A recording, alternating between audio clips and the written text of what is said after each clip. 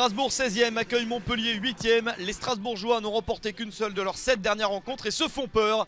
Ils manquent des points pour être sûrs de se maintenir. Strasbourg qui reste sur une victoire et 2 nuls à l'extérieur, mais sur 3 défaites de suite à domicile. Il s'agit de ne pas faire la même erreur face à Montpellier. Il va falloir jouer sans Simakan, sa saison est terminée. Il quittera le club pour aller jouer au RB Leipzig la saison prochaine. Strasbourg attaque bien la partie avec ce tir trop croisé pour Frédéric Gilbert, mais les intentions alsaciennes sont bien là. Montpellier de son côté reste sur 2 défaites après 3 nuls, ça fait 5 matchs sans victoire. Les Montpelliérains ont aussi très envie de gagner et ils réussissent à marquer le premier but de la partie à la 36e minute. Sambia pour le centre et la reprise de Gaëtan Laborde. 14e but de la saison pour Laborde. Montpellier mène à l'extérieur, une équipe de Montpellier handicapée car Savanier et Mollet sont suspendus.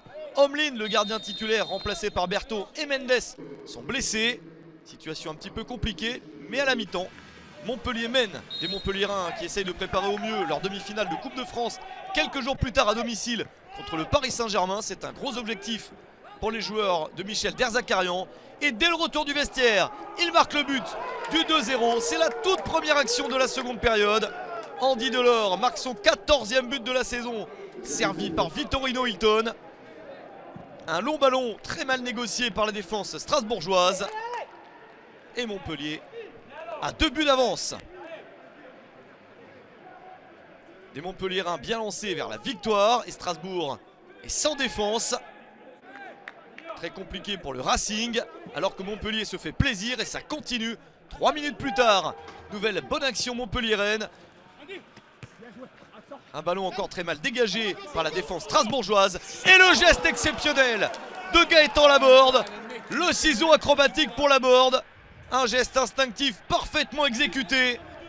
3-0 pour Montpellier à la 49e minute. Et le doublé pour Laborde, ça lui fait donc 15 buts cette saison. Exceptionnel Laborde.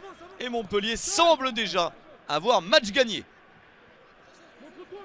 Mais il faut se souvenir que la première fois où les deux équipes s'étaient affrontées, ça avait été très chaud jusqu'au bout. Montpellier s'était imposé 4-3. Il y avait 3 partout à la mi-temps. Un match complètement fou dans lequel Delors avait réussi 2 buts et une passe décisive. Et Strasbourg va essayer de revenir pour que cette deuxième confrontation entre les deux équipes soit de nouveau aussi folle. Tentative d'Habib Diallo, il glisse. Les Strasbourgeois multiplient les opportunités, insistent et réussissent finalement à réduire l'écart à la 69e minute. Ballon taclé dans le but par Ludovic Ajorc. La combativité a payé, même si Strasbourg part de loin avec ses 3 buts de retard. Et pourquoi pas un nouveau match très prolifique entre les deux formations. Le Racing est toujours en position d'attaque. On s'approche de la fin de la partie. Kevin Zoe provoque le centre. Et peut-être une nouvelle possibilité à bout portant. La double parade de Berthaud. Incroyable opportunité pour Strasbourg en faveur d'Alexander Djikou, resté aux avant-postes. Mais quel réflexe de Dimitri Berthaud, le remplaçant de Jonas Omlin. Et ensuite le tir au-dessus de Saï. Strasbourg fait tout ce qu'il peut pour revenir dans cette partie, mais ça ne passe pas. Il reste encore un petit peu de temps dans le temps additionnel. Le ballon pour Zoe. Il se met en position de tir, c'est bien enroulé. Il n'y a plus que 3-2 pour Montpellier, mais on joue depuis 4 minutes dans le temps additionnel. Il reste donc peut-être 1 minute maximum au Racing pour rêver d'un 3 partout. Superbe but de Zoe. Un dernier centre peut-être pour Strasbourg, mais personne ne peut mettre le ballon au fond. Et au final, Montpellier conserve sa victoire. Succès de Montpellier, 3-2 sur le terrain de Strasbourg. 0 n'est jamais sûr. 6